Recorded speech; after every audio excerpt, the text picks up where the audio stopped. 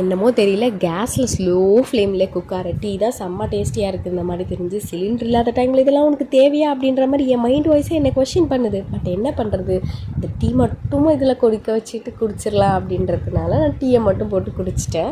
என்னோடய pressure cookers வந்து induction base கிடையாது. ஸோ நான் அந்த குக்கரில் வைக்கிற பொருள் எல்லாத்தையுமே ஒரு தடவை எலக்ட்ரிக் ஸ்டவ்வில் வச்சு பாயில் பண்ணிவிட்டு அதுக்கப்புறமா இதில் ப்ரெஷர் குக் பண்ணால் சீக்கிரமாக குவிக்காக விசில் வந்தது. மோரோவர் வந்து சிலிண்டரும் கொஞ்சம் சேவ் ஆகுது. அதனால் இந்த ட்ரிக்கை வந்து யூஸ் பண்ணேன். உங்களுக்கு யாராச்சும் சிலிண்டர் இல்லைனா கண்டிப்பாக இதை யூஸ் பண்ணி பாருங்கள். ஐ மீன் சிலிண்டர் காலியாகிற நிலமையில இருக்குது. ஆல்டர்னேட்டிவாக என்ன பண்ணலான்றவங்களுக்கு இந்த பாயிண்ட் யூஸாக இருக்கும். சிலிண்டர் இல்லாதவங்களுக்கு இது கொஞ்சம் கஷ்டமாக தான் இருக்கும். பட் என்ன பண்ணுறது, எப்போ சூழ்நிலை மாறும்னு தெரியல.